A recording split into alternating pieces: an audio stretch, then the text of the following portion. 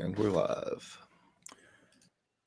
All right, everybody, we are live and we are doing Guns and Mental Health. It's our podcast from Walk the Talk America. If you're not familiar with what we do, just stay tuned, I guess. WalkTheTalkAmerica.org is where you can find more information. WTTA.org is the website. Take a free and anonymous mental health screening or share it with your friend. And this podcast, we're going to do something a little different. We don't do too many analyses or dismantlings or deconstructions of published pieces, but this one hit our radar, and it created enough fervor and feedback that we decided that we had to address it. So Mike and I today are going to take a look at this U.S. News article entitled "It's High Number of Guns, Not Mental Health Crises That Drives U.S. Gun Deaths, study," published September 11, 2024. And it's a recap of a paper that was published in the journal PLOS One. If you're not familiar with PLOS One, it's actually a really good resource for lots of research because it's free to access. You don't have to pay for subscription, and you can get stuff published if you're like kind of an unknown person who's just researching something and you're not tied to any of the major institutions and you're struggling to get published. PLOS One is a great place to go. So anyway, this paper that's published in PLOS One claims that it's found this new information on, hey, surprise everybody, the reason that the U.S. has high firearm deaths is because the U.S. has high firearm prevalence. And to that we mostly say, well, duh. I mean, anytime you find an abundance of something, you're going to find an abundance of something correlated to that thing. It's like, saying, wow, we found a lot more paper cuts happen in libraries because there's more books with paper in the libraries. So this is not surprising, but the way it was presented is disappointing. And you think, well, who writes such a paper? And so we go straight to the authors, and the authors they appear to be cancer researchers with high credentials, lots of years of oncology research. And the lead investigator on the paper, Dr. Archie Blyer, who works out of Oregon Health and Science University, he's been in cancer his whole life. I couldn't find another firearm related, gun violence related, suicide, mental health related paper that he's touched, which I think is a little odd. And it may sound like I'm doing an ad hominem attack on the guy, saying, well, you're a cancer researcher, what are you doing, dealing in firearms? But that's not really the point. I think if you're really good at research, you can research pretty much anything. Although I do question why somebody who's got a career in that forever and ever decides to step out. I mean, it'd be very much akin to me as a mental health guy deciding that because pets are really good for mental health, I need to publish a paper on what dog food is best for your dog. So that struck me as a little bit odd. So anyway, we get into this, and they do a comparison of countries that they say have what's called a high sociodemographic alliance. Basically, alliance is my word, but they call them high sociodemographic countries. But basically what that means is they took a bunch of countries where the demographics are similar, and the demographic criteria they use are usually something like, and they don't say what they use here, it just says high sociodemographic. So usually it's something like income, I don't know, I'm struggling here. Income, it's early in the morning, ethnicity, age, gender, education, that are more or less the same. They're homogenized across the different countries. So the countries that they picked on for this comparison are like, well, obviously the U.S., and then they picked, I'll read a few of them here: Monaco, Netherlands, New Zealand, Northern Ireland, Norway, Qatar, San Marino, Scotland, Singapore, Slovakia, Slovenia. Anyway, there's 40 of them. South Korea is in there, United Arab Emirates, Lithuania, Luxembourg. So what they said is basically that all these 40 countries with the high socio-demographic correlation to the U.S. have similar rates of mental illness prevalence, but their firearm death rates are much, much lower. And it's like, well, yeah, because those countries don't own a bunch of guns. So I'm not sure what the point is that they're making here. the U.S. News article certainly doesn't draw any conclusion or offer any suggestion, which if you've listened to this show long enough, you know that Mike and I both are driven berserk by people who point out problems and then don't offer solutions. But if you dig into the paper and you read it and you scroll all the way down to the bottom, the very last paragraph reads, in summary, mental disorder prevalence in the U.S. is similar in all major categories to its 40 comparable socio-demographic countries, including mental health disorders primarily associated with suicide. The country's firearm crisis should not be blamed on lack of mental health care. I don't know why you would blame a firearm crisis on lack of, I don't know if the firearms even are a crisis, but they make this statement. Reducing firearm prevalence, which is correlated with the country's firearm death rate, is a logical solution that has been applied successfully by other countries. So essentially they're saying, get rid of guns. Reduce firearm prevalence. Okay. But you have to go quite a ways to find that after all the scary language. So some people have picked this up and said, wow, that's a really interesting point. You know, maybe we should take a look at getting rid of guns to curb gun deaths. Seems like a logical conclusion to draw, right? Until you realize that there's no mechanism by which we can do this. And we're not sure that that's the actual solution. So if you've listened to me for any period of time, either on this or on Naga Notes or heard me speak, I have regularly said, in my world, in my field, at my agency, we treat problems, not symptoms. So I would ask what the problem is. I would ask these researchers, what is the problem? Is the problem firearm suicides? Because that seems a little narrow. I would want the problem to be suicides. I don't want people dying, right? And then I would ask, why are they suicidal? I don't care about the method or means. These people care about the method and means. And if you dig a little deeper into this, one of the authors on this study is Jaime Estrada, and he's the president and chair of the Texas Doctors for Social Responsibility. You can look up that organization if you'd like. And that group's aim is anti-gun. It's gun control. It's reducing gun violence, ostensibly. So I think the aim here is a little disingenuous. They published this paper to frame the problem as a firearm problem instead of something deeper, which is a people want to take their own lives problem. And if I'm being intellectually and academically honest, I'm not interested in the tool. Because suicide prevalence in this country continues to climb, and the proportion of people taking their lives by firearm is relatively on par with the rest of the data. These data they grab from 2000 to 2019,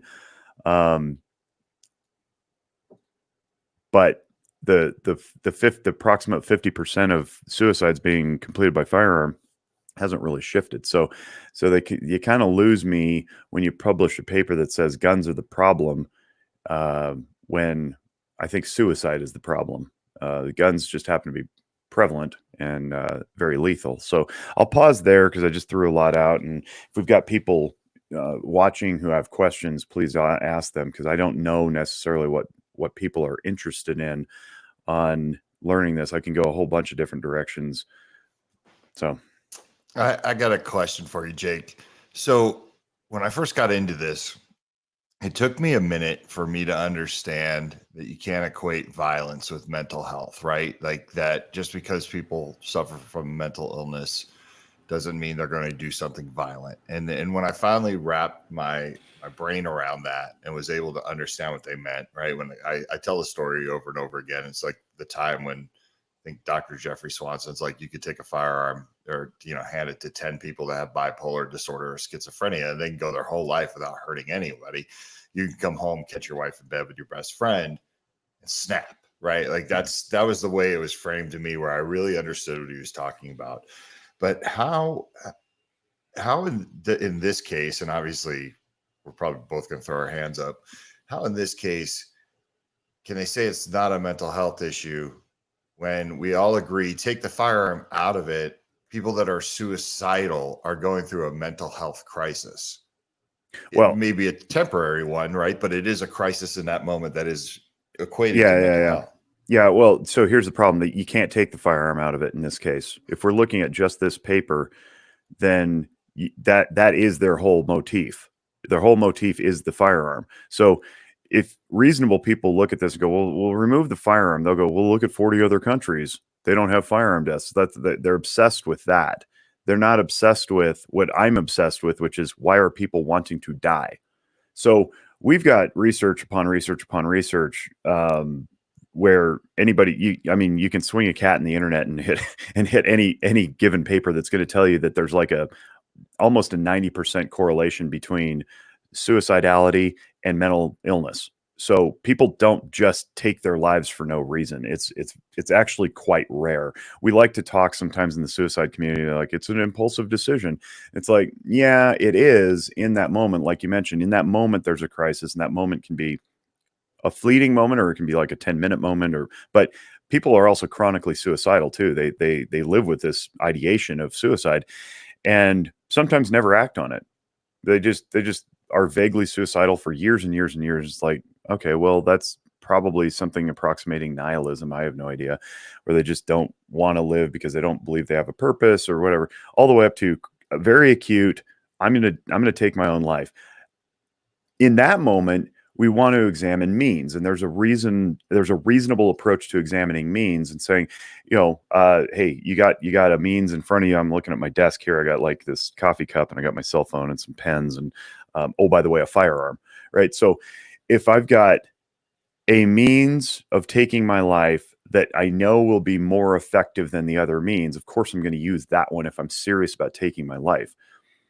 Most people are not serious about taking their life. What they're serious about is wanting the pain to end. So I would rather have a conversation about why are you in pain and what can we do to alleviate that pain than removing all possible means as a method of getting to keeping people alive. So the firearm is the problem here with the people who produce literature like this.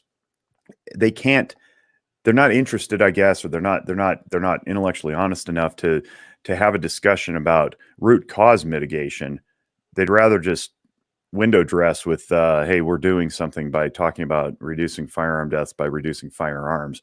And I mean, I don't even want to get into the conversation about how that would happen, because it's impossible in a country with 300 million guns and 110 million gun owners. Like, what are we talking about here? And that's what also drives me bonkers is, give me a goal. Establish a problem. If the problem is gun deaths and you don't care about regular deaths, well, that's weird. I would want to have a discussion with you about why that is. But if the problem is gun deaths and we accept that, and you want to take away guns, I would say, all right, well, what are you solving here? And is that really humanitarian? Or are you just like papering this over because you personally don't like the idea of firearms, but you apparently are comfortable with the idea of death? It's just very bizarre to me that something would be published like this and then picked up in a major news outlet and run. And I'll get into I'll get into what they were attacking in the first place, because they laid out a bunch of straw men in the paper itself. But I don't know if that answers your question there. No, it does. It's just like I said, it's one of those things where I look at it as suicide is the main issue when we're talking about deaths. And I've even seen some anti-gun organizations kind of come around on that, like almost like they've given in and said, okay, we have to like put this here to make it look like we actually really care about saving lives as opposed to gun control. But I always just, like I said, this one jumped right off the page because it's just one of those things where it's like, oh, it's not a mental health issue. And I'm like, okay, but suicide is the majority of firearm deaths in the United States. Right. You have to be able to point to mental health. Yeah, Well, I mean, yeah, and this is why I think it's academically and intellectually dishonest to publish a piece like this, and here's why. If you pull up the paper, and it's hyperlinked in the article, so you go through the abstract, which is background, methods, results, conclusion. You scroll down to the introduction. I'm just going to read this straight off. Maybe I can share my screen. I don't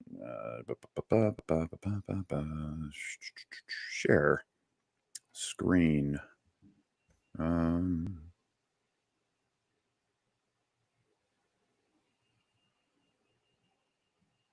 Fallacy of attributing the U.S. firearm mortality. All right, here we go. Introduction. The firearm and I'm reading this not for the viewing audience. Obviously, they can read. They're grown adults with eyeballs. For the listening audience, I'll try to not blow through this.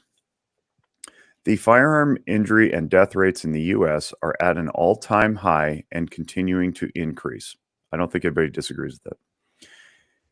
Then the very next sentence. Its gun lobby, well, I don't know which gun lobby, I guess the U.S. gun lobby. Its gun lobby blames the crisis on citizens with mental health disorders and not on firearm prevalence.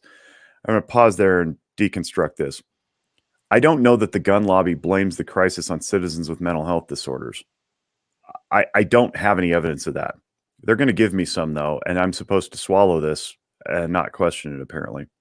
Because the very next sentence is, the National Rifle Association, which arguably wields far greater influence over national firearms policy than does public opinion. I would argue that. And they say it's arguably wields, right? I would arguably say that the gun control entities wield far greater influence over national firearms policy, because state by state by state by state over the last few years, we've seen red flag laws get introduced and transfer laws requiring background checks for transfers. The NRA is not stopping those. Those are, what are we now in, like 22 different states or something like that, where a red flag law exists? Yeah. So I would argue that the NRA actually does not wield far great influence over national firearms policy. And then it gives a little citation there. It says, it wields influence or whatever. And the reference is something called Disarmed, the Missing, sorry, my thing's not hovering. The Missing Movement for Gun Control in America. Princeton University Press, copyright 2006. The Missing Movement for Gun Control in America is the reference for the NRA arguably wielding far greater influence. Okay, I will continue. We're continuing, same sentence. Lays the blame for mass shootings on untreated mental illness rather than unregulated guns. Okay, I don't know that that they say that mass shootings are on untreated mental illness. I have a lot to say about that, and I might as well pause here and say it. The Diagnostic and Statistical Manual of Mental Disorders, which is what we use in the U.S. and Australia and a few other countries, reference it, but they don't necessarily use it the way we use it, which is to give codes to people and send off to insurance. The DSM is very careful to say that without a robust biopsychosocial interview of the individual and without knowing a great deal about them and meeting criteria, you don't have a mental disorder. Just because somebody grabs a gun and shoots up a nightclub or a school does not mean that person has mental illness. That's not part of the definition of the book value. Now, the country may look at it, and any reasonable person goes, well, you're probably not mentally stable if you're shooting people indiscriminately in a crowd. I totally agree with that. But as far as clinical diagnostics, we are not allowed to assess that. We can't. We can presume that probably the person's unstable, but in order to say you have a mental illness, there's a very precise formula and definition and criteria meeting that we have to go through in order to ascertain such a claim. So to say that the blame for mass shootings is not on untreated mental, or is on untreated mental illness, I think is maybe that's some rhetoric that I'm not aware of. And then it diametrically opposes, says rather than unregulated guns. Now I don't know what an unregulated gun is. That's not terminology I'm familiar with. I've heard of serialized firearms. I've heard of I guess legal guns owned by people who are not prohibited by federal law, but I don't know what an unregulated gun is. There's no gun regulation. I guess there's regulations to make sure that they're being produced safely and they're not going to inadvertently go off because they're dropped. That's a regulation, but that's just a throwaway phrase in pop psych. So we'll go on. Lays the blame for mass shootings on untreated mental illness rather than unregulated guns, and proposed the creation of a national database of persons with mental illness. And the citation here is from an article in The Economist entitled "Why the NRA Keeps Talking About Mental Illness Rather Than Guns," May 13, 2013. I didn't read the article, admittedly. Maybe the NRA did propose a national database of persons with mental illness. I don't know. Do you remember that, Mike? Is that a thing? Yeah, I've heard that they push for that. But let's face it, there is kind of a registry for people that have checked themselves or been checked into a hospital in many cases, right? So one could make an argument that it exists. Yeah. So anyway, so there's the first statement, right? Is that The authors of this paper have squarely put the NRA in the center of this thing and said the NRA wields great influence over policy, lays the blame for mass shootings at the feet of untreated mental illness, and proposed the creation of a database of persons with mental illness. And then it goes on to say, indeed, the NRA's mantra, I've never heard the NRA's mantra be this, is, quote, the only guy that can stop a bad guy with a gun is a good guy with a gun. The NRA's mantra is not that. That may be something that someone said at some point. I think, maybe Wayne LaPierre said it at a conference or something. And then the reference was the BBC in 2012. So there's a quote, the NRA's mantra. So they've ascribed a couple of straw man fallacies here, which I don't know if you're familiar with the straw man fallacy. It's like the idea is you walk up to somebody and you have a man made of straw and you lay it at their feet and you're like, see that straw man that you made? And they're like, I didn't make that. You just threw it at my feet and pretended that it's mine. So this is what they do. They lay down an argument, presume it's factual, presume it's true, and then they go on to try to discredit that. So they say that the NRA has all this power. They're blaming mental illness instead of guns. And then, in fact, they reference mass shootings, which is really interesting to me because we all know the statistical prevalence of mass shootings is like infinitesimally small compared to homicides and suicides. Then the rest of the paper goes on to talk about suicide. So they've already straw-manned that also to frame up the rest of the paper. The rest of the paper talks about suicide, mental illness with firearms, but they frame it with an NRA statement about mass shootings. So it's already the wheels are coming off. Finally, recent availability of data on firearm homicides, suicides, and unintentional deaths and on mental disorders in the world's countries and territories allows testing of the hypothesis that the country's mental health is a primary reason for its firearm mortality crisis. All right. So that all being said, I'm going to stop my share here and we can pick that up later. Mike, you've got an article that says the U.S. actually doesn't have very much firearm death compared to most other countries. Yeah, I was scouring everywhere I could to see where we ranked, and it's really funny because this goes back to what you could do statistics. But one of the articles that I read said that we were 28th in the world right now. I think about the countries that were ahead of us when it came to like gun deaths and per X population, and it was all the countries that most people say we should let the immigrants in here come from, which I'm not trying to make an argument one way or another, but it's all the countries Trump said were shitholes. Remember that? It's really interesting. It's kind of a weird dynamic there. Like, hey, come up here, become residents of our places, but all these places have insane gun violence. It's like the Honduras. It's Venezuela. Venezuela. Like it's all those spots.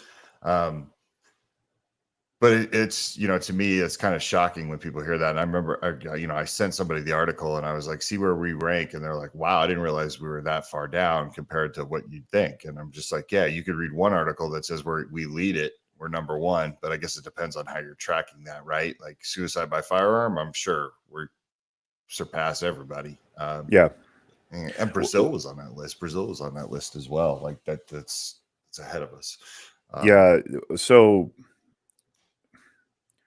here's the thing. If I'm the authors of this study, I go, well, that's exactly why I controlled for sociodemographics, because those countries aren't like us. I wanted to find countries that were like us. And if I'm reading between the lines there, it sounds almost xenophobic to me to just say, well, we're gonna tackle the civilized countries, South Korea and Andorra and Australia and Wales. We're not going to look at the countries that have rampant street violence and crushing poverty and, oh, by the way, socialist governments. And why do they have socialist governments? Because they don't have firearms to defend themselves. We're not going to look at those. We'll just conveniently carve those people out, and we're going to look at this mental health prevalence thing. Yeah, because I'm pretty sure that the prevalence of mental illness in the countries you just listed probably is, I don't know, it may be actually totally undocumented because their infrastructure is so poor. So what they're trying to do is frame this up to say mental illness across reasonably comparable countries is the same. Firearm deaths in the U.S. is overwhelmingly large. It's got to be the guns. Okay, and that brings up another point that drives me batty, which is a singular causality attribution. Well, what do I mean by that? Okay, glad you asked.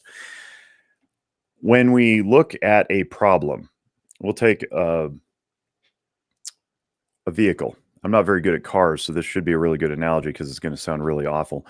If I hear a noise I don't like in my car, and it sounds like a whap, whap, whap, whap, whap, and previously I've heard a whap, whap, whap, whap, and I knew that it was because some mice had nested in my HVAC system, I might immediately draw the conclusion that that's the case. Now, I have some bias there. I'm looking to confirm my bias that it's got to be mice nesting in my HVAC, but it could be a whole bunch of other things. What I've failed to do in attributing the whap, whap, whap sound to the mice nesting is I've taken one singular thing and created the cause and effect continuum. So mice nesting, one of the mice died, got wrapped in the fan blower or whatever, and is now hitting the something inside. Cause, dead mouse, effect, whap sound. Now it could also be a whole bunch of other things. It could be a loose, I don't know, fan belt. It could be some part that fell off. It could be a screw that broke loose, and the part of the screw is rattling. I have no idea, right? I told you I'm not good at cars. But if I fail to consider those things, I may inappropriately and inaccurately attribute the cause to what I'm seeing. So in this case, we've got attribution of the cause being firearms to the completion of firearm suicides. Now, yes, if we separate firearms, we don't have firearm suicides, and we covered that before. Do we still have suicides? And there's the real question. If I go back to my car analogy, I have to ask, why were mice in my HVAC in the first place?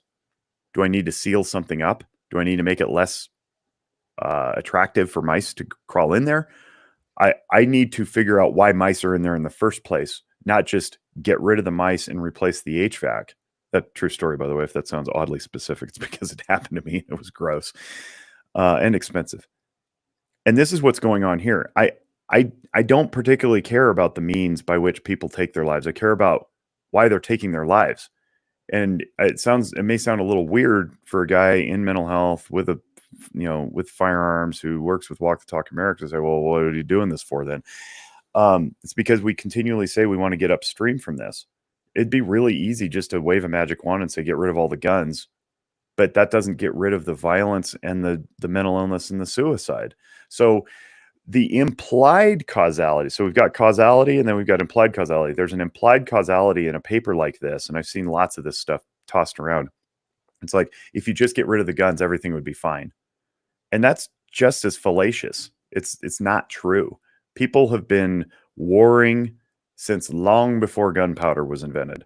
Now, is war mental illness? I don't know. Certainly, probably some sociopathic narcissists will declare war on others. There's an invasion in Europe that's been ongoing for a couple of years now by a sociopathic narcissist who wants to take some territory for his own country.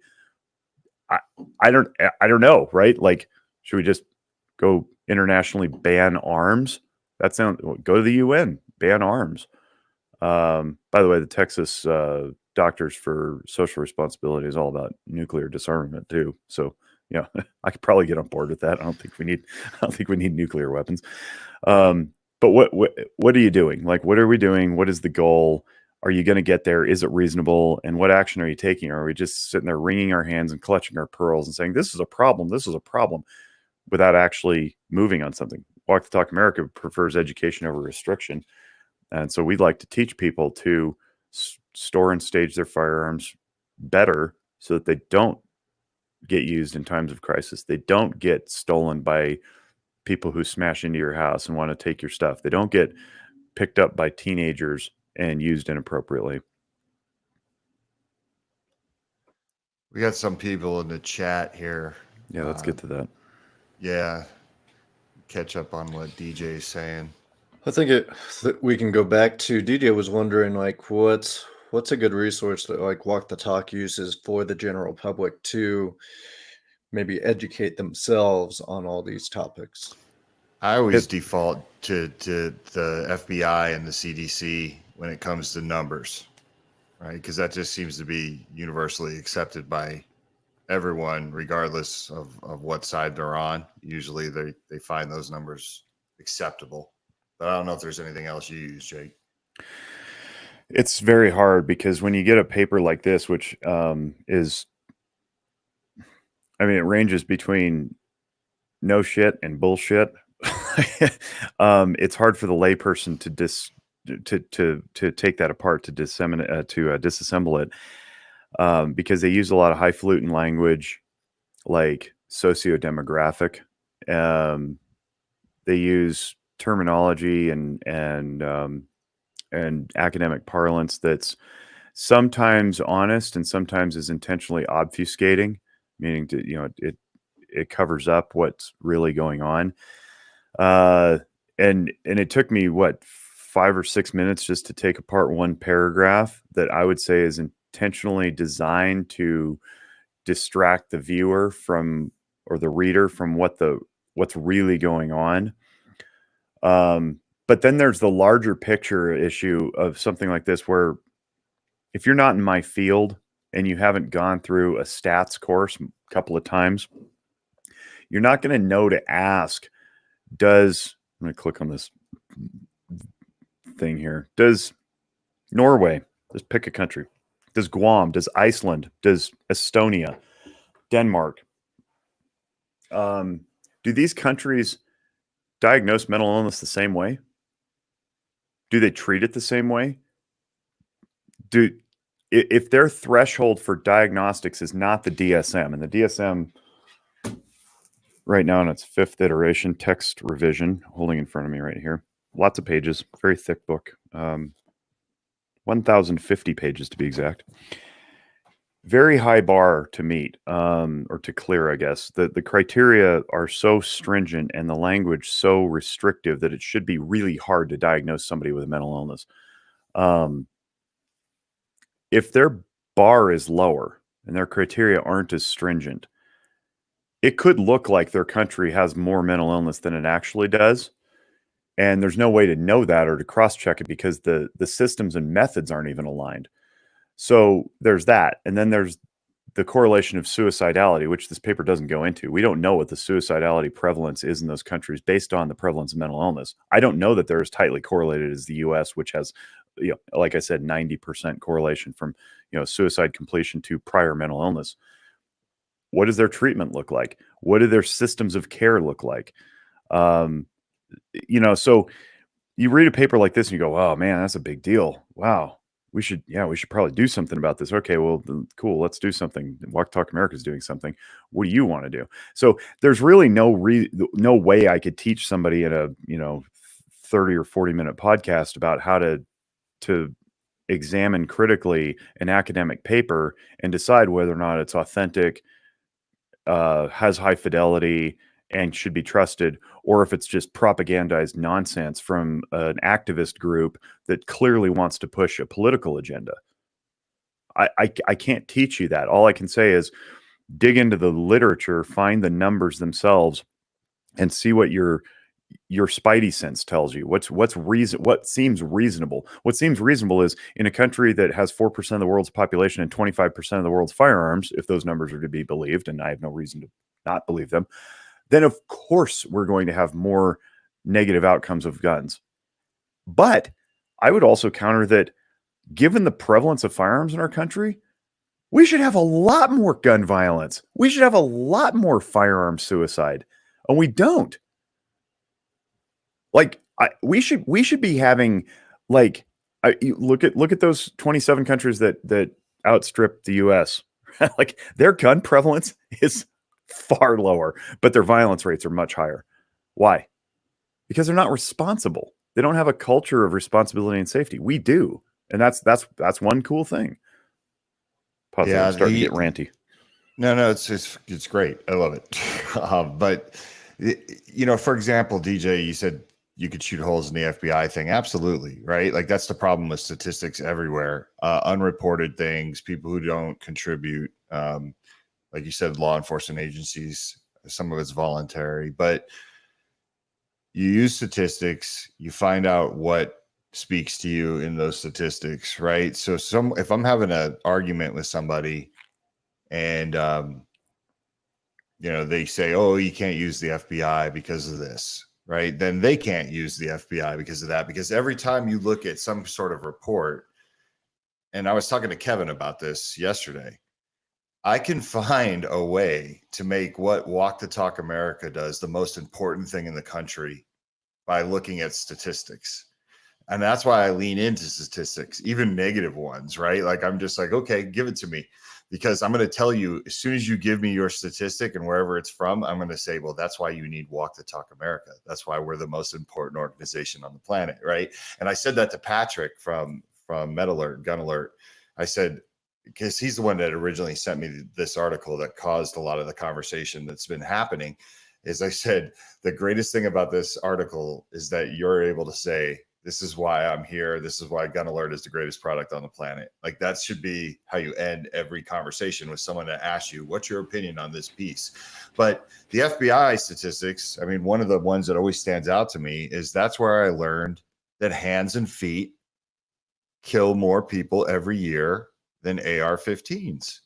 Right. That's something I'm going to gravitate towards, just like everybody else does with statistics. So it's like you got to find, and it goes back to what you're saying is the nuance, right? How do you use the statistics, whether you agree with them or not, to have a nuanced conversation with somebody that may disagree with you?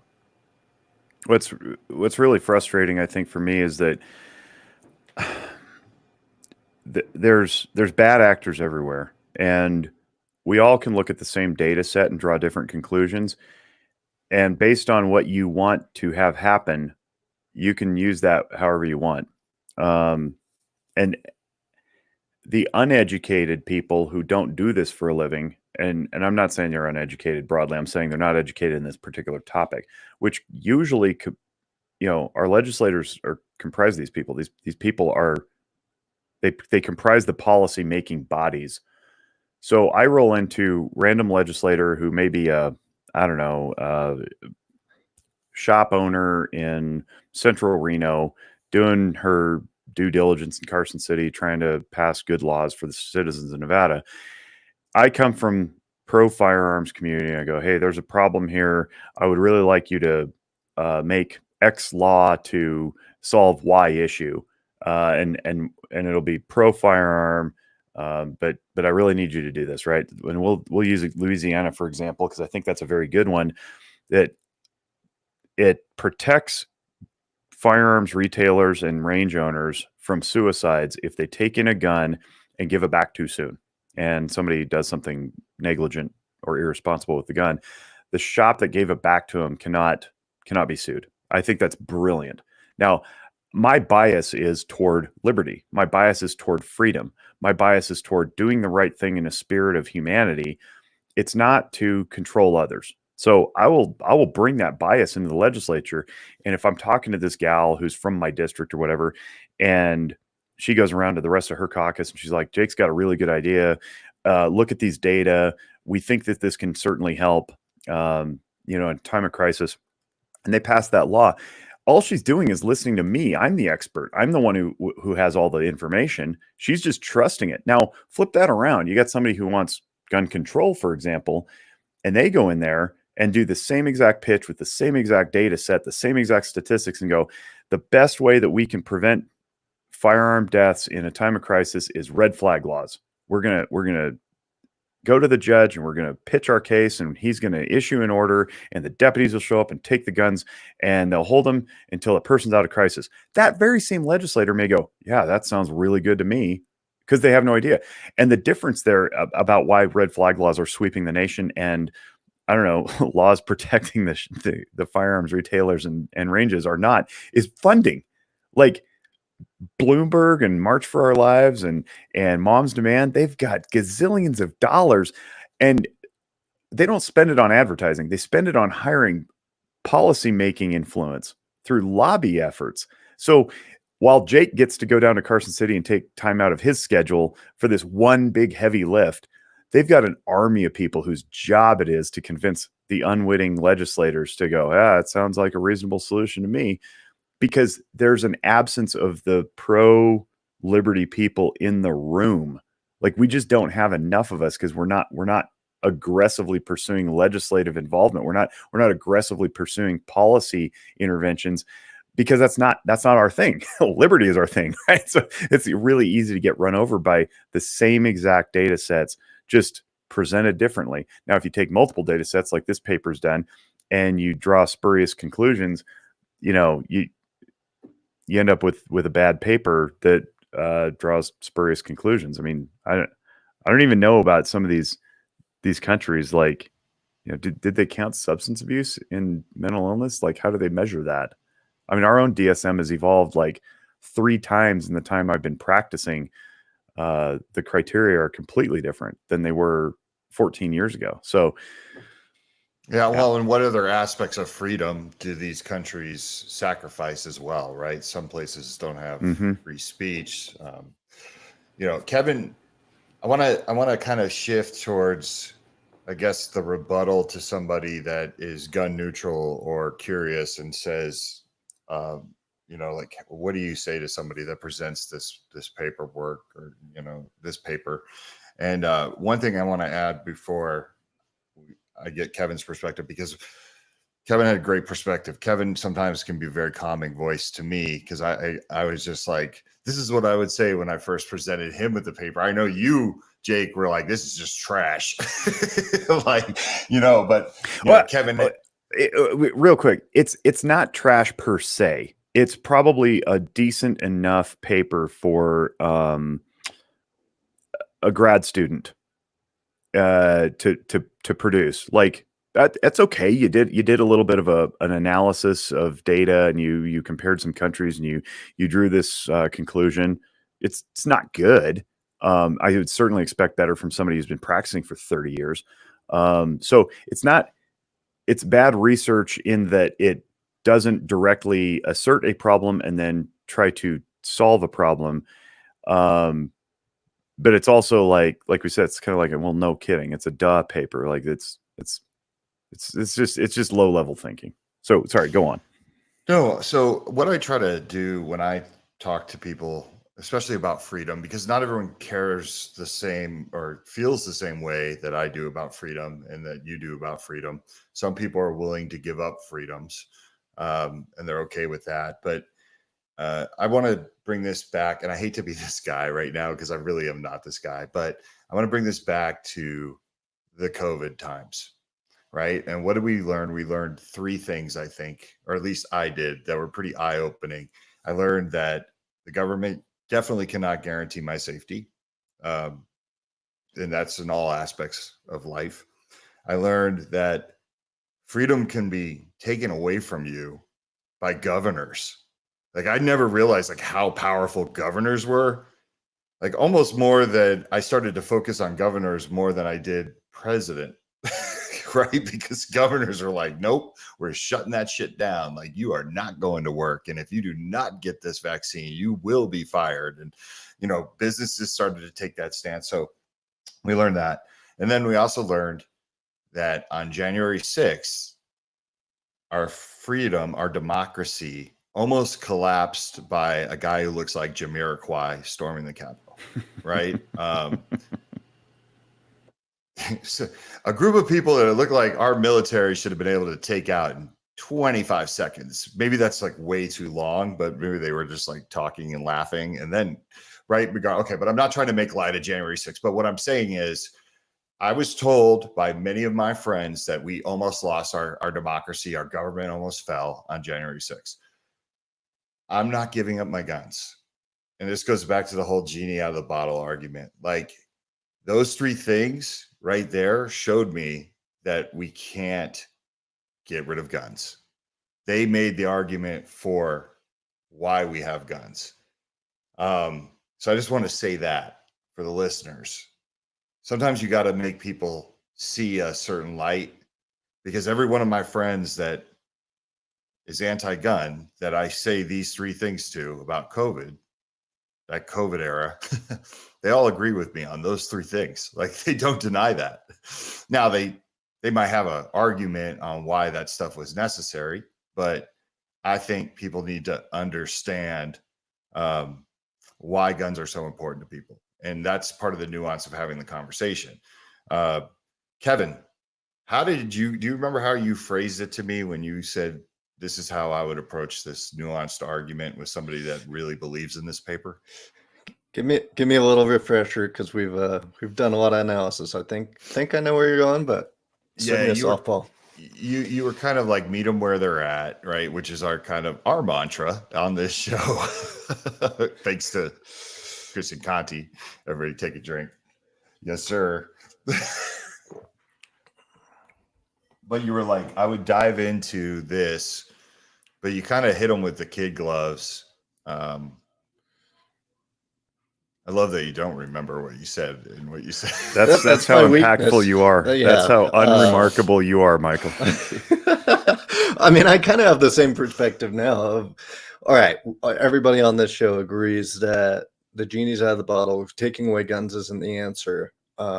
Improving mental health for gun owners is a solution that Walk the Talk believes in. Mental health, probably services and professionals could use some support understanding gun owners better. And then the general public, a lot of people in the general public would read that and be like, oh no, this is an issue. Just like we had people come to you, Mike, and say that.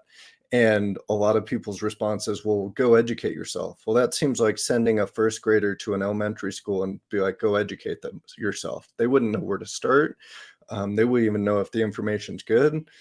And people often go to who they're talking to because they see that individual who's more educated in that topic than themselves. Now, we don't need to go at people with a purpose to change their mind right there, but just give different perspectives, like you and I did to Patrick when he had the idea of mandating more training. And we're like, oh, here's some alternative points of view. And we saw that mind shift in live time to where educating the general public from gun owners who have different perspectives in a nuanced way and a respectful way is going to have a huge impact. Was that anywhere close to what I said yesterday? No, that sounds like you nailed it. Yeah.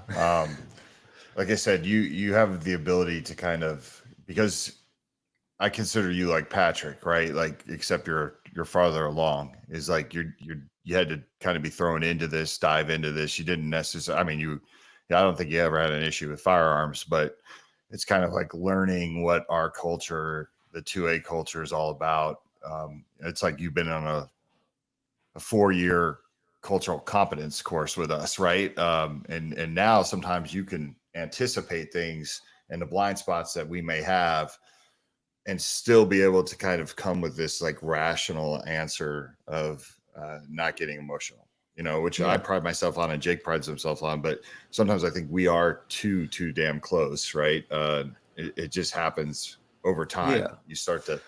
These feelings start to grow deep. I feel bad for the general public because they only get the one side of the conversation often. Of if someone read that article, they'd be like, yeah, the NRA is terrible. That's awful. Us three, we all know the NRA isn't as impactful and influential as that article makes it seem. But yeah, look at us. I'm 4+ years into this work and expertise. Jake's at least 6+ years just with Walk the Talk America. Mike, you're 6-8 years deep into this work. Like, we all have a lot of expertise, and organizations come to us for our opinions, and that's just not the general public. It reminds me of that werewolf game that I think was invented in Russia or whatever, where the uninformed majority will get beaten by an informed minority every single time. And that's kind of the anti-guns side, is they put all this information out there that seems really logical and like, yeah, easy to get on board with. And the 2A gun side needs to do a better way and be like, wait, no, look, here's our perspective, and do it in a way that is respectful and not just jump to the pry it from my cold dead hands or stuff like that. Well, and not argumentative, right? Like, the one thing that I've seen that really works in politics is rhetoric. when you repeat talking points over and over and over and over, eventually people, it's like you get used to it and it becomes common discussion, even if it's not correct, or even if it was correct at one time and changes over time. And that's what something people in my profession would call an introject. It's a Carl Jungian concept where it's an unquestioned belief or assumption about the way things are. It's an introject, and we don't question these things because it's largely inconvenient or inefficient, and especially if we learned them young, we just don't know how to question our beliefs that we were given by people. So these introjects can come from culture, media, music, and I mean, you think about music too. Like, think back to some song that you heard the first time and you're like, that song sucks. And then the radio keeps playing it over and over and you're like, that song's not so bad. Oh, and then you know the lyrics, right? And then all of a sudden you're requesting it. I can think of a zillion of them, and I'm not going to throw anybody under the bus now because some of them are my favorite artists. but there's a handful of songs out there that like never should have made the radio. But now they're like ultra popular. That's what happens with rhetoric in the political realm. And we just happen to be talking about gun control versus gun not control. But the gun control crowd has been very good at its rhetoric for years. And the NRA was really good at its rhetoric for years. And I think from my view, the gun community got a little complacent and took for granted the effort involved in having conversations down at the state houses. And what stepped into that void was the gun control people. You got a series of school shootings that happened over the span of about 10 or 12 years. They make the headlines. They're awful to watch. They shock everybody to their core, and they galvanize spokespeople that then pull in some followers. And often Mike and I found in that crowd of the followers who are just like wearing the orange t-shirts or whatever, they're like, yeah, guns are a problem, blah, blah, blah, blah, blah. But I own guns. I just think they should be controlled more. It's like, all right, well, let's start there. What do you think you can control about these guns? And then one by one, the dominoes start falling. It's like, oh yeah, you're right. Suicide is the biggest component or biggest piece of the pie chart on firearm deaths. Well, what leads to suicide? Usually mental illness. All right. Well, what are we going to do about that? Is a magazine capacity limit going to solve the suicide problem? Well, no, I guess it won't. How about an AR-15 ban? Is that going to solve the suicide problem? Well, let's statistically look at the prevalence of rifles in mass shootings or any shootings. Really, really low. So then you get down to, well, what are you doing? There you go. I guess we do need to look more at the mental health angle. We do need to keep people healthy. We do need to teach people firearm safety at a young age in schools that doesn't contain the phrase separate ammo from gun. Like, maybe we do need to talk about responsible storage more often.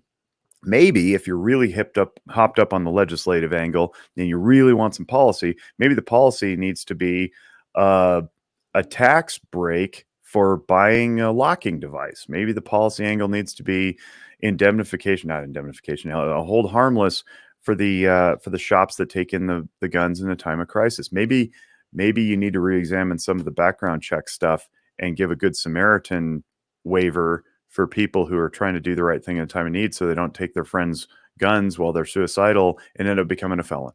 Like, there are things that can be done on the policy end that aren't onerous to firearms owners and actually probably open up freedom a little bit. But those conversations aren't being had because the rhetoric is just so deafening and it's so one directional. And then it's not helped by so-called academic papers like this one that people get to point to and be like, I'm just going to hold something up here. It's see, I have this paper. It's published by researchers and it says that guns are the problem. It says it right there on the title. Pass this law, legislator.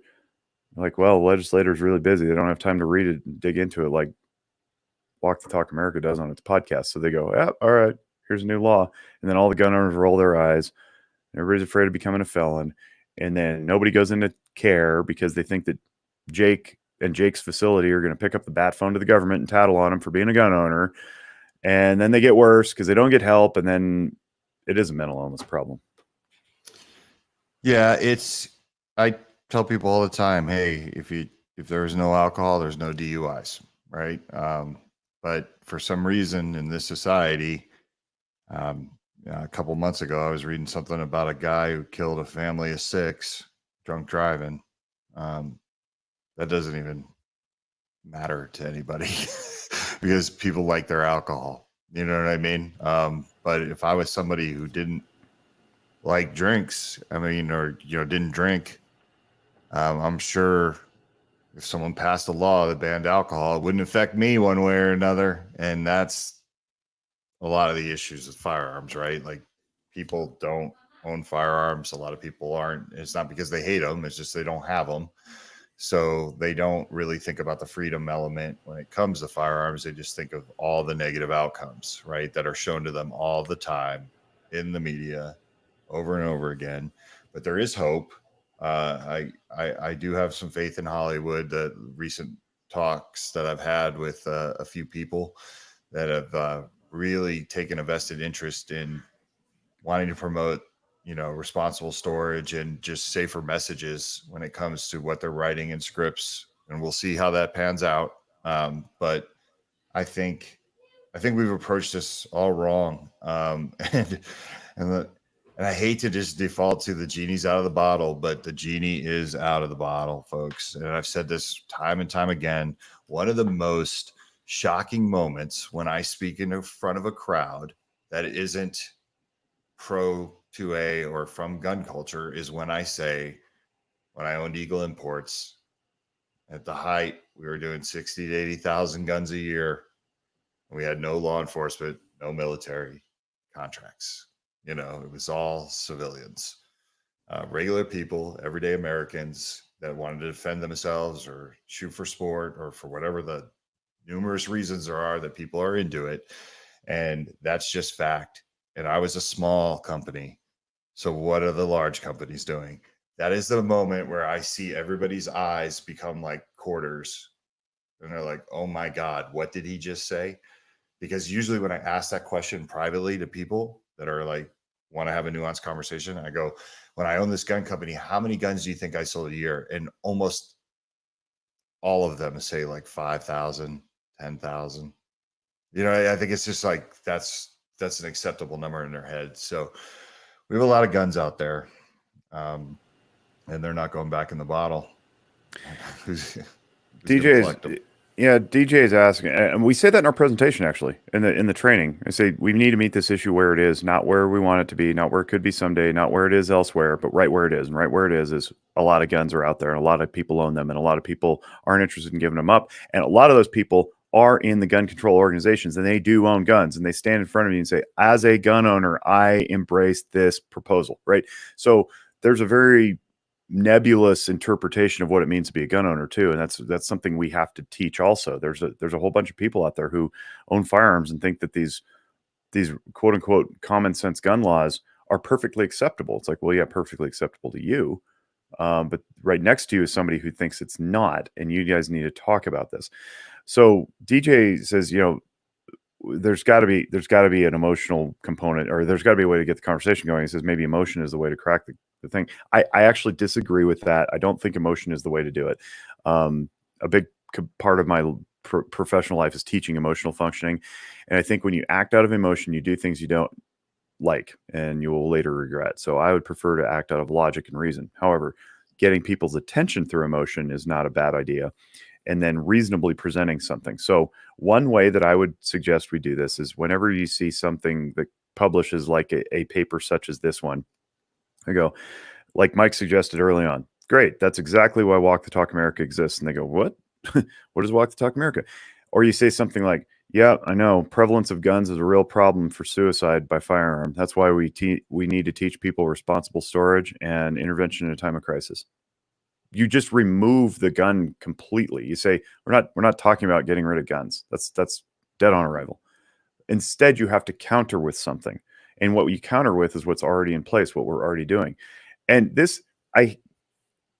flaws in this paper just blow my mind. But let's presume that mental illness is a problem, right? Because even at the end of the article, they go, well, we don't want to whitewash the mental illness issue in this country. It's like, well, you kind of did, because you kind of led with that.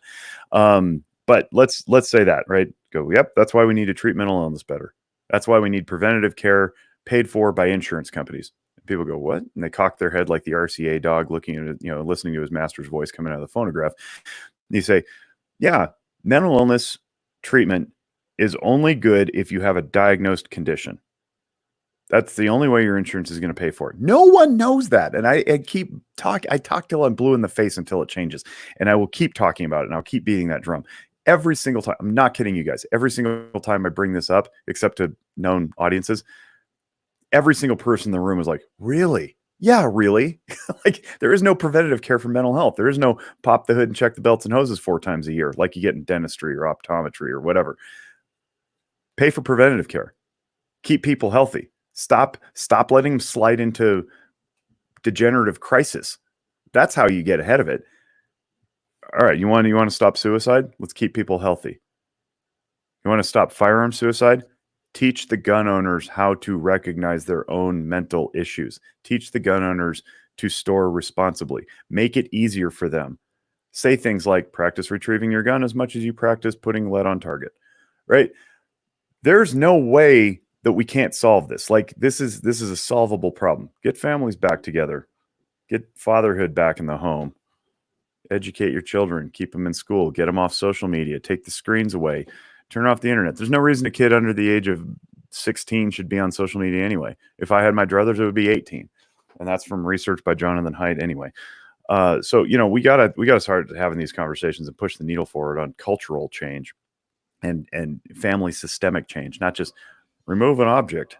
Oh, come on. Like, no, that's a non-starter. Yeah, and that's why I love what Derek's doing with Kids Safe and Devin's doing with Kids the Kings, right? Just introducing firearm safety as a whole responsibility, but also having elements of emotional functioning, teaching them about PTSD, trauma. If you look at we have some new videos coming out from the last event that happened last Saturday for Kids the Kings. And when I see some of these kids talking and engaging in these conversations, that's an emotional thing for me. And it's a positive one, right? Because I'm looking at these kids that, thanks to Kevin Dixie and Devin Perkins and the guys at Gorillas in the Mist, these kids are much more grounded when it comes to firearms than I ever was at that age. I'm sure these kids aren't going to have a negligent discharge like I did, when I was a kid, because no one educated me about, one in the chamber. And that makes me proud. I'm proud of Devin that he saw this, that there's this need, because now you have these kids that were never given any hope that can potentially grow up to be competition shooters, leaders in their community, force multipliers in their community, and gun instructors, for safety and just regular sporting use. Like, this is a demographic that never got that look, and that's emotional to me. And when the anti side wheels out kids that have been affected by firearms, you're never going to beat that, right? When it comes to the emotional heartstrings that will be pulled on. But I think there are other kids that can come out and on our side and say, hey, look, I'm affected by gun violence just as much as everybody. But here's what I'm doing. I'm turning it into a positive. It has been a positive influence on my life. So I think adding the mental health component to firearms, which we always thought guns and mental health were mutually exclusive, was one of the most brilliant things we did, not only because it's the right thing to do, but just what it's going to cause when you have a bunch of leaders in communities walking around saying, guns are normal, and so is your mental health. Let's put them together and come up with plans to help save lives and mitigate the negative outcomes of firearms. Yeah, I'd also say, for both. Yeah. Go ahead, Kevin. I have a question for both of you. We talk a lot about like getting upstream and meeting this issue where it's at. We've kind of touched on a lot of important topics, but what in your mind are the core kind of elements to start working on, and what does getting downstream look like to people that might hear those phrases that we use but not fully understand them? Let me go first. Okay, so in the Mental Health America world, they have it's called Before Stage 4. It was a hashtag for a while, and Stage 4 is like that ultimate place of despondency, crisis moment where things are really, really bad, right? Okay. A lot of time, effort, resources have been put into that intervention.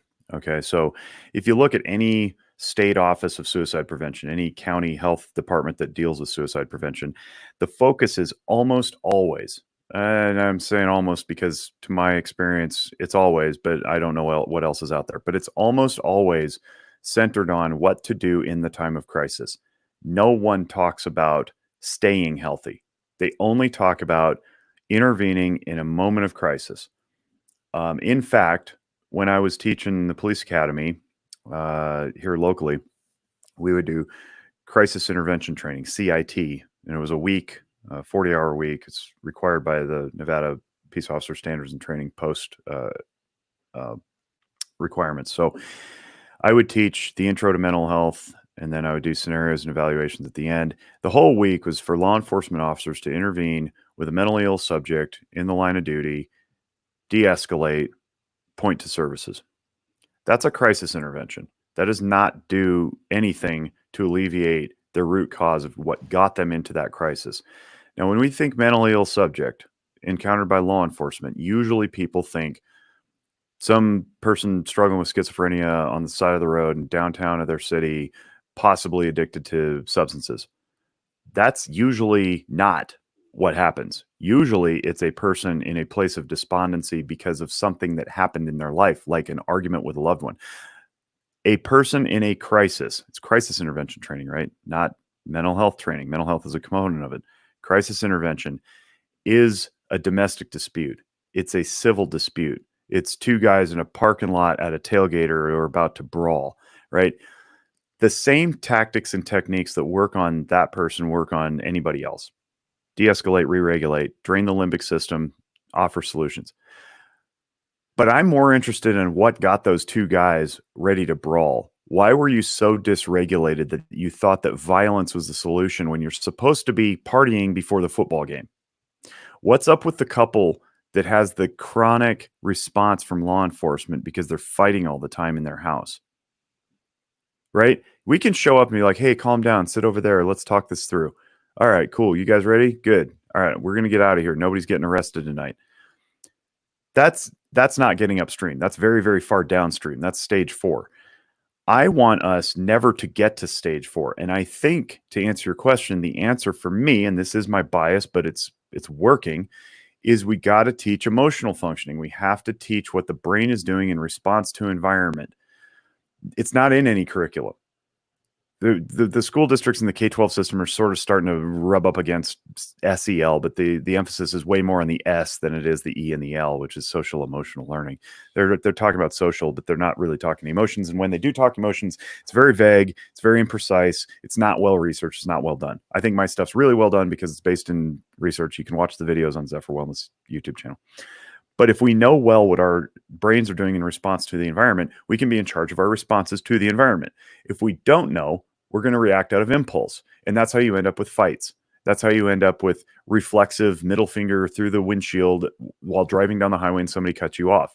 That's not a controlled response. And the firearms community, especially those who carry, need to be in control of their responses. And the best way to do that is to know your 10 emotions super well. Know where they occur, know how they feel, know what they're trying to tell you, and then ride through them and act out of logic. That's the best way to do it. It will improve your communication. It'll improve your reactions to situations. It will improve your parenting. It will improve your boss-employee relationships. Everything will improve if you know your emotional functioning really, really well. I cannot beat that drum enough. And you can't just watch the videos one time and be like, cool, this is really interesting stuff. You got to rehearse it. Just like anything else you'd practice. If you're going to get good at it, you got to practice it and be like, ooh, I'm feeling shame right now. What is shame telling me? It tells me that I let somebody down. Now I'm feeling guilt. I should probably go make that correct. I should go make it right to them. I should repair the thing, right? That's what you got to do. Little tiny instances all the way up to big giant crises. That's how we navigate crisis. That's how we prepare. Gun community is all about preparedness in all sorts of form and fashion. prepare well your brain for what the environment's going to do to you. So that's my response. That's how we get upstream from it. I am trying to work myself out of a job. That's why I produce content for free. I don't want people coming through my damn door anymore. I want to get Zephyr Wellness out of the psychotherapy business. Zephyr Wellness can turn into a brew pub and coffee shop. I say this all the time. If there's lease to be paid on my building and I can't get out of the lease, I will gladly convert this place into something else that's not a mental health shop, because everybody will be happy and healthy. That would be awesome. And I'll be happy to do it. I'm not tied. This isn't my ego identity. Therapy is something I do for a job, and I would happily do something else if we didn't need me. Mike. Yeah, I couldn't have said that better. So I love exactly what you said. I think 2 points I just want to add to that, and they're not necessarily adding to it, but one, Kevin, I think we need to give people hope, right? Just in general, right? I love people that use empowering language. I love, as a kid, I loved when people talked to me as if they believed in me and they believed that I could be better. I was just thinking about, like, I remember one of my football coaches, when I got into college, and I knew I wasn't going to play football in college because I wanted to go to a big school, but I got into the first school I got into. I remember sharing it with him. I was like, "Hey, I got into X school," and he was just like, "Oh, you're happy?" And I was just like, "Yeah." And he's like, "That's good." And I said, you're not happy for me?" He's like, "I just think you're better than that school." He's like, "You're smarter than that school." He's like, "I'm happy for you, but you could do better." But that's good. And I remember, like, in some weird way, he actually believed in me. That his disappointment was actually belief in me. But I was able to kind of feel that. But it always made me feel good because I was like, man, he thinks I'm smart. I went to Arizona State, but yeah, we make fun of you for that too. Side note, we should do a whole show on that though. That would be a good show. Like overcoming one's own disbelief in self. Yeah, I agree, because I think that, you have to give people hope, and that goes for people that suffer from mental illness too. That, I don't like when people are defeated, like you, Jake, like when someone says, well, I can't do this because of this, right? Like, I can't, I shouldn't own a gun because all my life I've been told that I'm crazy and stuff like that. It's like, well, no, your limitations. And I appreciate that. You should be commended for knowing what you should and shouldn't be around, just like people know I can't be around alcohol, so I'm not going to be around alcohol. But at the same time, if you don't really believe that and you're just listening to everybody else tell you you're broken, you could definitely be a responsible gun owner and suffer from mental illness. You look at, people like Ashley, who says, like, I have this diagnosis, but it doesn't stop me from owning guns. It just makes me more hyper vigilant and knowing myself, right? So I love that. Like, let's give people hope. And the second thing that I throw on top of that is, let's zig when we should have zagged. Like, no one is expecting the firearms industry to take the lead on this, and it's going to take a long time, right? Like, this change doesn't happen overnight, but every year this gets better, and every year that I see people from the 2A community preaching about mental health, it just warms my heart because it's like the expectation level is never there for us to do that. So the more and more we get the force multipliers carrying the same messages of saying, yeah, we want to be involved in the conversation of saving lives and promoting better mental health and suicide prevention, I think, 5-6 years from now, holy cow, like, where are we going to be with this? It's going to be really cool. Technology plus the manufacturers carrying the messages, the gun shops, and the instructors. So, that's how I feel like we get upstream to prevent the unpredictable. That's the way I see it. On top of everything you said, Jake. I want to address something that Clovertech put in the chat real quick because it's salient. The comparison to physical health from mental health, it's like focusing entirely on the emergency room and the emergency department. If you're chronically in the ED because of something, we probably should figure out what that something is instead of just giving you the metaphorical Band-Aid to fix it. This is why I'm not opposed to medication. I'm opposed to medication as a solution because it shouldn't be. I understand that certain people have endocrinology issues and they need to be on certain medications forever, but not in the psychotropic world, right? You know, with enough personal awareness and insight, you can know what makes you tick, and then you don't rely on the chemical interventions to solve that issue. You can just figure it out and do what you talk about, which is avoid troubling things and whatnot. And that leads into the second comment, which is it's not that hard to figure out how certain things affect your mental health. You just got to pay attention. But maybe the society of electronic and device addicted ADD people just can't do it. And I would say, yes, that's why I harp so much on getting off of your screens. I just I deactivated my Twitter account about a week ago.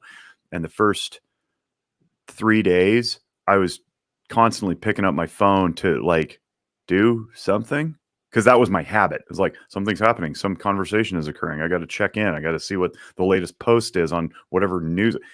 My God, I didn't even watch the debate.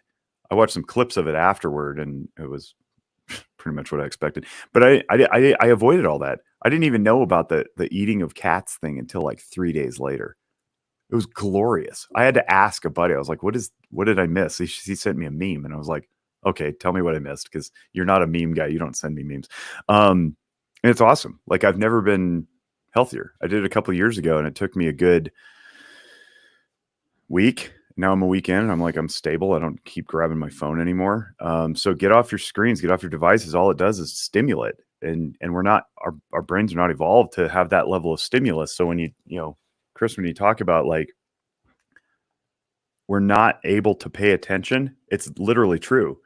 So if you're constantly distracted by stimulus, and that stimulus is usually coming from a screen these days, imagine the ripple effect that has on paying attention to anything else, including your own mind.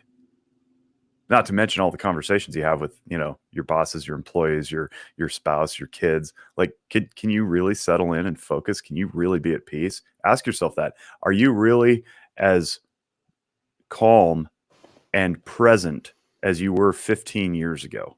I'm not. And I'm really going to have to work at that, because I don't want to be what I have been the last few years. I want to be what I was like 15 or 20 years ago. That was a much happier time for me. And it's not because I was naive. It's because I wasn't surrounded by constant stimulus.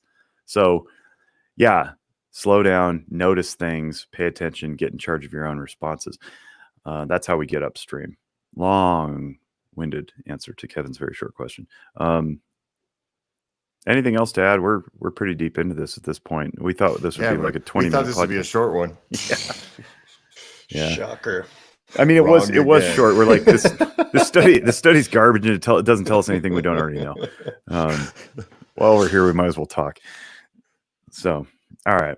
Well, we don't have any guests to ask how they tend to their mental health, but I will volunteer what I've been doing lately, which is I've unplugged from X, which is nice, and I'm trying to be more intentional about being in front of my children, because they're 9 and 7, and I don't think I've neglected them per se, but there are plenty of times when I'm on the phone doing something that I think is important, like, you know, work related or WTTA related. I'm texting Mike and Kevin, and they're like, Dad, come look at this thing. And I'm like, just a minute. That's an inverted priority. It really is. No offense, guys, but you don't come first in my life, but you have been. And there's the problem, right? We have to have a sober conversation with ourselves about how fully present we've been with our spouses and our children. So that's how I'm tending to my mental health these days. I'm also very excited to welcome in a friend of the show, Jara Hutchins, from Clearing the Chamber. She's coming to town to do a series of courses this weekend, and I get to teach with her tomorrow, which is very exciting. And my wife gets to learn from her. And I'm looking forward to this weekend for that reason. So, you know, getting out and doing some fun things and practicing hobbies. And I will get to shoot my very new Pew, which is a Bursa Bar 15, 7.5-inch, chambered in 5.56. If you want an AR pistol, I've been told that it's good, but I have not yet fired it. So that's how I'm going to tend to my mental health. Yeah, what was cool about that is like you immediately sent the picture of the WTTA card Yeah, in the the box. card. I sent it to Raphael, and Ralph was just like, "That's awesome," and I was just like, "Yeah, it's awesome. You guys put the card in there. It's always nice to see it, and you know that there's nothing wrong. You know, my biggest fear is people stop doing it and don't tell you." Right, yeah. Right. But it's an I love. So anybody out there, when you buy a firearm and you see the card in the box, don't hesitate to send me a picture of it, just because I do take joy in seeing that. It's really cool to see it out there. Well, it might invite other people to do the same too, you know. And if you, and again, invitation out there, if you are friends with accessories manufacturers, it doesn't have to be firearms. It could be firearms accessories manufacturers who you think would be friendly to this cause and want to put our stuff in their packaging. We would certainly be welcome to that introduction, because the more people who get exposed to this stuff, the healthier we all get. Yeah. And before we leave, I want to bring up something. Um, I, it's just top of mind thing. We are not a mental health organization per se, right? A Right. lot of people see us and they think that we have a staff and they can just call when they're in crisis or they want to talk to somebody, and we have like a mental health therapist that's there. We just had someone recently that inquired about that, and I feel was a little frustrated when we didn't have anybody in their area. But we're building towards this directory. This is a very slow ship to get mental health clinicians to say, I want to be listed as a culturally competent, you know, person in firearms. It's just not happened as fast as we wanted to. We do not have the funding to advertise this and probably the places that we could to get the masses to come in. But I just want people to know, when it comes to Walk Talk America, and I've said this before, everyone can have a different opinion on what is the most important thing Walk the Talk America does. Some would say it's the advocacy. Some would say it's Kids to Kings. Some would say it's the card in a box. Some would say it's the cultural competence courses. Some could say it's the courses for firearms instructors. The list goes on and on and on. We some could say it's our PSAs and our messaging, right? We try to be very diverse, and we try to come up with something new every year. If you think about it, that's crazy. It's almost like we feel like we have to put out an album every year. You know what I mean? And My favorite is the podcast. Yeah. Okay. There you go. The podcast, right? One could make an argument that the podcast is the most important thing we do. But what I'm saying is work with us, people. Like, give us a break. We Walk the Talk America is essentially the three people you're looking at right now on this screen, and everybody else ducks in and out on a volunteer basis. There's you know, Jake, I always say you're a true superhero because what you do is amazing to me. You put in time, brother, like that. No one could ever say you don't care, because I think you put in at least the time that somebody who's making $80,000 a year into something. Uh, you know, you do it. You walk the talk. But I just want people to understand that we try our best to help you, and we sprung into action on this person who was looking for somebody in his area. We didn't have somebody in his area. I feel like he got a little frustrated with me when I said we don't have anybody in your area, but give us a minute. You know what I mean? And you actually, Jake, sprung into action to try to help almost instantly. I found like But I found like 8 people. yeah, I just want people to understand that we try to tell you when you email us, hey, we're not a mental health organization. We don't have people on standby. If you are in crisis, here's the 988. Here's the suicide prevention hotline number. Call that. But we try to be ready for gun owners for any situation or any question they have, and we field them daily. But people also do need to understand that, you know, our directory of clinicians is just one little tiny aspect of Walk to Talk America and what we do. So bear with us, folks. And if you know any clinicians, to the listeners, if you know any clinicians that you think would want to be listed, please send them our way, because we want as many people in that directory as possible. And we have some awesome people, but it's very small, but we have some great clinicians on there already. Mike, don't leave Jake hanging on how he tends to his mental health. How are you trying to stay mentally healthy these days? How am I trying to stay mentally healthy? Uh, I, I, I know this is an easy way out, but doing this makes me mentally healthy. Focusing on this work makes me mentally Amen. healthy. Yeah, Amen. I agree. Yeah. yeah, I, I'm so fortunate to do something I love. And I think about the song Vacation from Dirty Heads. Like, I truly enjoy what I do. I wish I made more money for it, but I think we all we all wish that. But I'm literally waking up every single day and I have a challenge that I gotta try to solve or tackle. And it's so gratifying to like get people I know it's all anecdotal because we don't really put people's business out there, and not everything's meant to be shared. But it is just so rewarding to do this, and it really calms me. Um, and not just because like I'm coming across people that really help me reframe things about my life, but it's just making a difference. So my mental health definitely is in a good spot because of the work I do. And I'm doing something I love. Like I get frustrated. It's funny. I get frustrated because sometimes I feel like I'm talking to a wall when it comes to, gun companies and stuff. And I'm like, why don't they see it like I see it? Like, why don't they see this as a win? Why do we put so much money in competition shooting, but we can't back organizations like WTTA or Kids Safe? Like take us out of it for a second. Hold my guns, whatever. I look at the newswire every day and I just see all the money that's being poured into competition shooting.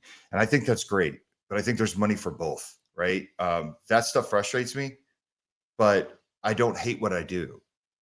I think that's the main point. Like I can get frustrated at what I do. It can be frustrating sometimes, but I don't hate what I do. I actually love what I do. So that helps with my mental health. Cool. Well, You're at least, like, oh, awesome, yeah. dude. No, I mean, I agree. It's, I agree. It's Yeah. not everybody is in as blessed of a position as you and I to be able to do what we do and enjoy it more often than we don't. Right. And I think that's really special. So very well stated. If if you're frustrated in your life, take a look at what consumes most of your time, and there you'll probably find the answer. On that note, Kevin, how do you tend to your mental health? Right now, not the highest peak. We're working on a move that you two know Yes, you about. are. That's going to be across state. It's also Suicide Prevention Month. It's also Suicide Prevention Week. So there's a lot of work on top of some other work on the outside. So a little bit maybe down and run down now, but looking forward to getting that move done, being in a new place that's going to be a lot better for our mental health and our kids, but just kind of keeping the expectation that this suck isn't going to last forever and it's going to be short term and well worth it. Thanks, Yehuda. Yeah, Cowboy up. Yehuda with the greatest answer ever, the most dark despair. He's like the star in Super Mario Brothers. I'm just waiting for the cold sting of death to embrace me. Live in hope and die in despair. Yeah. If you haven't listened to the Yehuda Reamer interview, oh my goodness, man, we had a good time with him. All right, thanks everybody for tuning in, and I keep saying that like I'm from the 19th century. Oh, they didn't even have tuning in the 19th century. Must be the 20th century. I'm all turned around. All right. Thanks for downloading. Thanks for streaming. Thanks for paying attention to us. Thanks for all the support. If you like this, share it around. And apparently, if you give us a rating and review, that they say helps us too. So, on behalf of our entire Walk the Talk America family, we wish you all great mental wellness. Bye bye.